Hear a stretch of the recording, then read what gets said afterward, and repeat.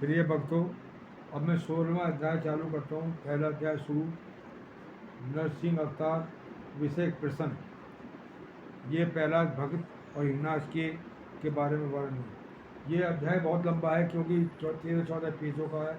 इसे कई भागों में सुना जाएगा। श्रवण कीजिए। नंदी बोले, अपने महात्मा दोनों पुत्रों के वंशों का वर्णन किया। यह बताया कि इस जगत के सनातन कारण भगवान विष्णु ही हैं, किंतु भगवान आपने जो कहा श्रेष्ठ प्रहलाद जी को न तो अग्नि ने भस्म किया और न उन्होंने अस्त्रों से आघात किया जाने पर अपने प्राण को छोड़ा तथा पास बंद होकर समुद्र के जल में पड़े रहने पर उनके हृदय टूटते अंगों से आहत होकर पृथ्वी भगवाने लगी और शरीर पर पत्थरों की बौछार पड़ने से वे नहीं मरे। इस प्रकार जिन महाबुद्धिमान का अपने बहुत ही महत्व वर्णन किया है, वे मुने जिन अति तेजस्वी महात्मा के ऐसे चरित्र हैं, मैं उन परम विष्णु भक्त का अश्लील प्रभाव सुनना चाहता हूँ। हे मुनिवर, वे तो बड़े ही धर्मप्राण थे, फिर दैत्यों ने उन्हें क्यों शस्त्रों से पीड़ित किया और क्यों समुद्र के जल में डाला?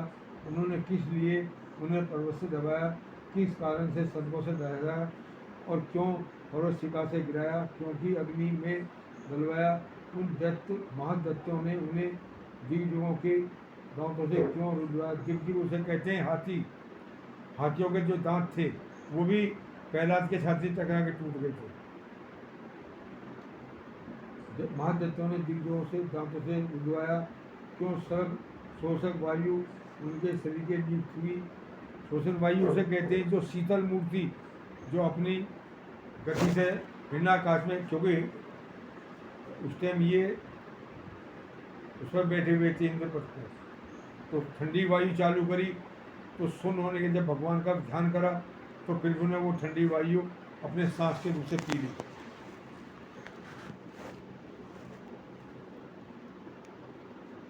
हे मुनि, उन पर दैत्य गुरुओं ने किस लिए प्रत्यग्र का प्रयोग किया और संभासुर ने क्यों अपनी सहस्त्रों माया द्वारा वार किया? उन महात्माओं को मारने के लिए दैत्यराज रसोई ने, जिसे वे बुद्धिमान बचा गए, ऐसा हल विष क्यों दिया? महात्मा प्रहलाद का यह संपूर्ण चरित्र जो उनके महान मास्टर का सूचक है, मैं सुनना चाहता हूँ। यदि दैत्यगण उन्हें नहीं मार सके तो इसका मुझे कोई आश्चर्य नहीं, क्योंकि जिसका मन अन्य भाव से भगवान विष्णु में लगा हुआ है उसको भला कौन मार सकता है? आश्चर्य तो इस बात का है कि निज धर्मपरायण और भगवत आराधना में तत्पर रहने वाले थे, उन्हीं के ही कुल में उत्पन्न हुए दैत्यों ने ऐसा अति दुष्कर देश क्यों किया?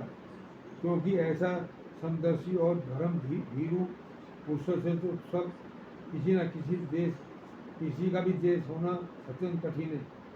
उन धर्मात्मा महाभागा भक्तहीन विष्णु भक्त को दैत्यों ने किस कारण से इतना कष्ट दिया, सो आप मुझसे कहिए।